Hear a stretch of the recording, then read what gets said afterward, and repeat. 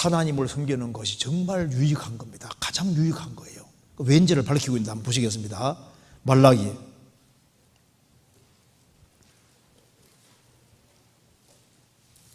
3장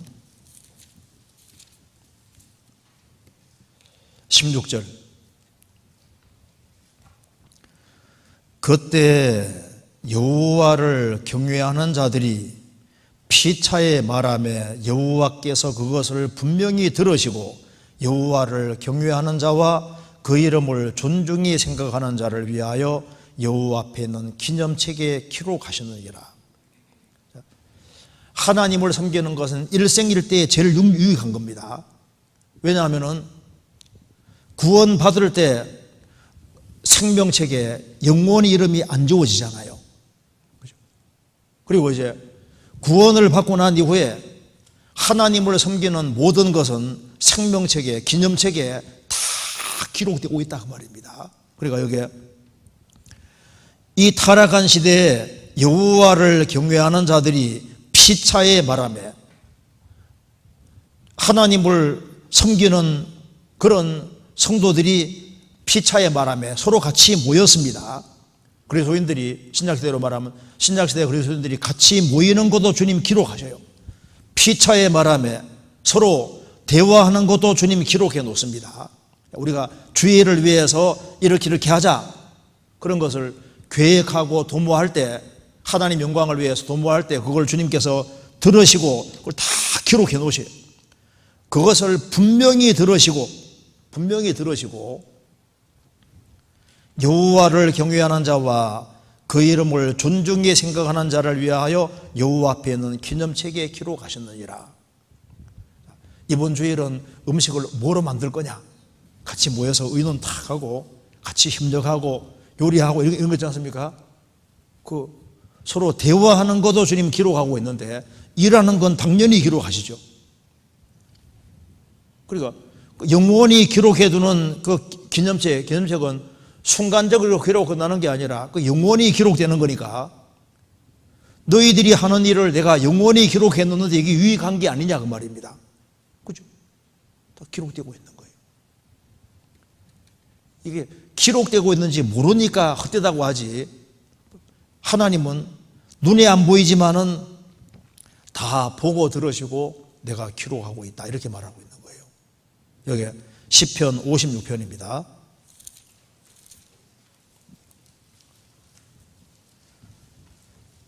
8절.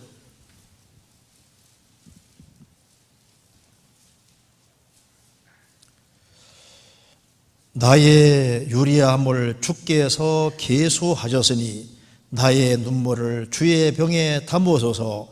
이것이 주의 책에 기록되지 아니하였나이까. 사울이 죽이려고 하니까 다윗이 오랫동안 도망 다녔는데 그것도 주님이 다 일일이 세고 계셨고, 다윗이 신앙 때문에 흘린 눈물이 많은데 그 눈물을 주의 병에 담아서 주의 병에 다 담아놨습니다. 영원히. 이것이 주의 책에, 여기 주의 책은 기념책입니다.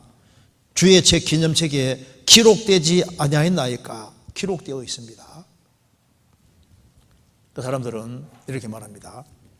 야, 하나님께 너무 빠지지 마라. 섬기는데 그렇게 너무 열심히 섬기지 마라. 왜 예수님 쪽을 향해서 그렇게 인생을 그렇게 허비를 많이 하느냐.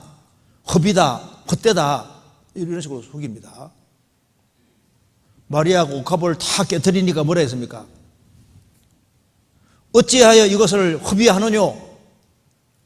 마가복음 14장에 말하잖아요. 그리고 제일 앞장서서 말한 사람이 누굽니까? 가룟 유다예요. 가룟 유다.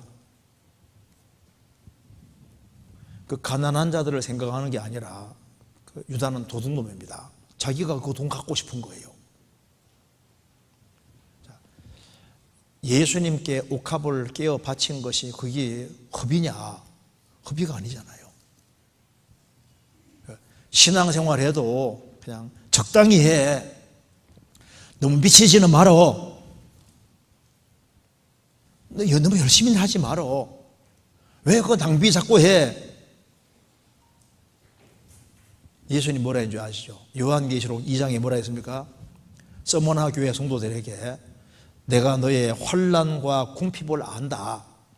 장차받을 환난도 있다고 했습니다. 근데 뭐라 했습니까? 내가 죽도록 충성하라. 그러면 내가 생명의 면류관을 내게 주리라. 주님은 환난이 있고 궁핍이 있고 때거리도 없는 거예요. 장차받을 환난이 있는 그 사람들에게 죽기를 각오하고 죽도록 충성하라. 그러면 생명의 면류관을 내게 주리라.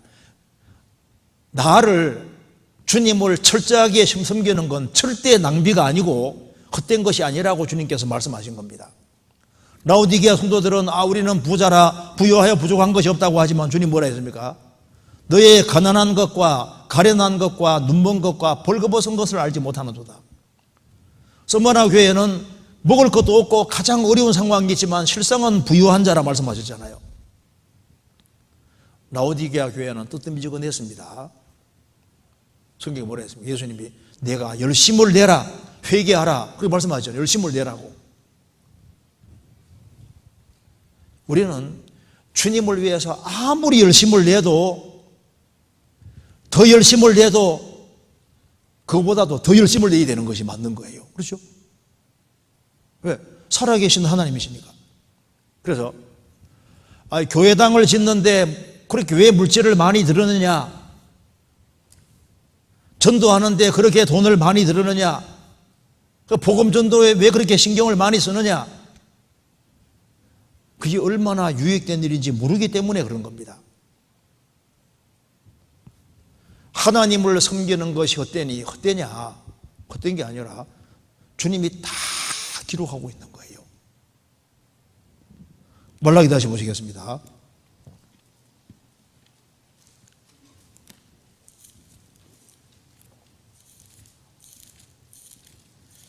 말라기 3장 17절.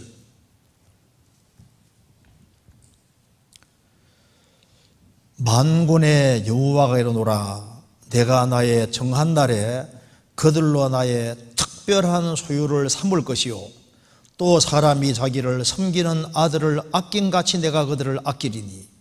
여기 말씀하기를 내가 나의 정한 날에 그들로 나의 특별한 소유를 삼을 것이다. 나의 특별한 소유, 영적본의 주얼리 보석입니다. 보석. 하나님을 섬기는 사람을 특별한 보석으로 삼을 것이고 사람이 자기를 섬기는 아들을 아낀같이 내가 그들을 아낄 것이다. 하나님을 정말 섬기는 사람을 하나님이 아끼신다. 하나님이 아끼시는 사람이 되고 하나님이 보석처럼 귀 여기는 사람이 된다면 이것만큼 유익한 것이 없잖아요. 하나님을 무시하고 섬기지 않는 사람은 성경 말씀하기를 그 뒤에 4장 3절에 또 너희가 악인을 밟을 것이니 그들은 나의 정한 날에 너희 발바닥 밑에 재와 같으리라. 만군의 여호와의 말이니라. 너희 발바닥 밑에 재다. 자, 발바닥 밑에 재니까 아무것도 아니다 그 말입니다. 그러니까 하나님을 안 섬기는 사람은 그냥 죄에 불과하고 아무것도 아닌 거예요. 아무것도. 네. 참으로 하나님을 섬기는 사람은 하나님 보실 때 그들은 특별한 보석이고 그리고 아들이 자기를 섬기는 아들을 아낀 같이 내가 그들을 아낀다. 하나님이 특별히 아껴주는 사람이 된다 그 말입니다. 그래서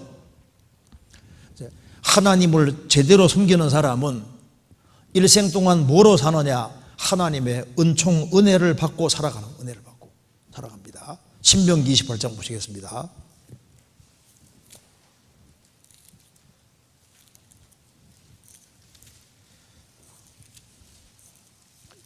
(28장) 12절.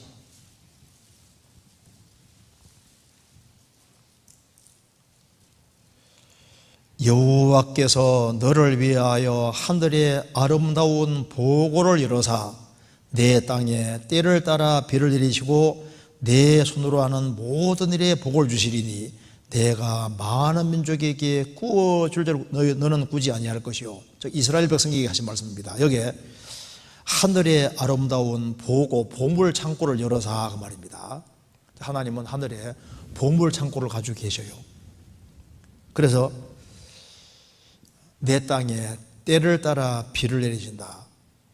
이스라엘은 하나님을 잘 섬기면 하나님이 하늘의 보물창고 다 열어서 때를 따라 비를 쫙 내려주니까 농사도 잘 되고, 그래서 얼마나 재물이 많이 들어오는지 많은 민족에게 구워주게 될 것이다. 신약시대 때 이건 우리에게 좋은 교훈이 됩니다. 신약시대 때도 주님은 보물창고를 가지고 계셔요. 그리고 하늘을 바라보고 하나님 섬기고 살아가는 사람에게 비를 내려주듯이 지금도 내려주시는 것이 있는데, 성경에서 비가 가리키는 가장 첫 번째가 뭔지 아시죠? 은혜입니다. 은혜. 성경에서 보통 비는 말씀을 가르치고 은혜를 가르치는데, 생을 살아가면서 하나님의 말씀을 받고 하나님의 말씀의 인도를 받고 살아가는 이게 축복인 거예요. 축복, 은혜입니다. 그리고 그 비를 내리는 것처럼 하나님의 은혜를 받고 살아가는 것이, 그것이 일생에서 제일 중요한 요소가 되는 거예요. 그래서 시편 23편에서도 나의 평생에 선하심과 인자하심이 정녕 나를 따르리니 내가 여호와의 집에 영원히 가리로다.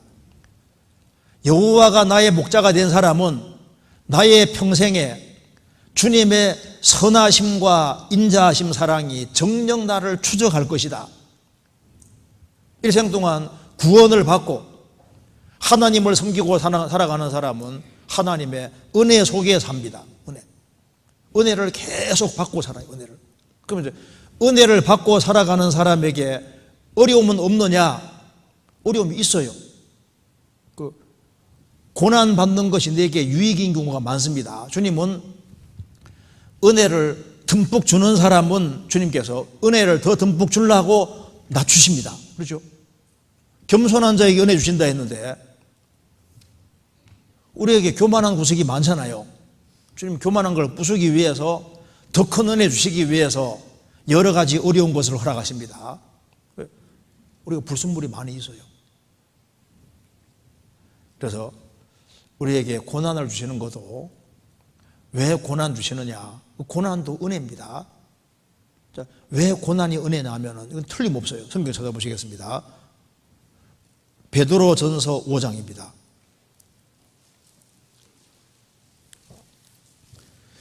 고난이 하나도 없다, 그 사람은 주님이 은혜를 안 줄 사람일지도 몰라요. 코스 속에 고난이 있거든요. 한번 봐봐요. 5장, 베드로전서 5장 10절입니다. 한번 같이 읽겠습니다. 모든 은혜의 하나님 곧 그리스도 안에서 너희를 부르사 자기의 영원한 영광에 들어가게 하신 이가 잠깐 고난을 받은 너희를 친히 온전케 하시며 굳게 하시며 강하게 하시며 털을 경고케 하시리라. 모든 은혜의 하나님 곧 그리스도 예수 안에서 너희를 부르사, 우리를 불러서 구원하신 것도 은혜요, 우리를 영원한 영광에 들어가게 하시는 것도 은혜요, 영원한 영광을 주기 위해서 잠깐 고난을 받게 한 것도 은혜였습니다. 고난을 통해서 우리를 온전케 하시고 굳게 하시고 강하게 하시고 경고케 하시는 모든 것이 뭐냐? 그게 알고 보면 은혜였다고 말이에요. 그래서 야곱의 12아들이 있는데 누가 은혜를 제일 많이 받았습니까? 요셉이 은혜를 제일 많이 받았으니까 요셉에게 인생에서 제일 큰 어려움이 주어졌잖아요. 잠깐의 고난, 13년 동안의 고난이 주어졌는데 왜 고난 주셨느냐? 그게 은혜였던 겁니다. 은혜. 무조건 잘 돼가는 것만 은혜가 아닙니다. 그래서 우리가 보니 악한 자가 더 잘 돼간다, 의인이 고난받는다, 의인은 고난받는 게 사실 훈련받고 있는 겁니다.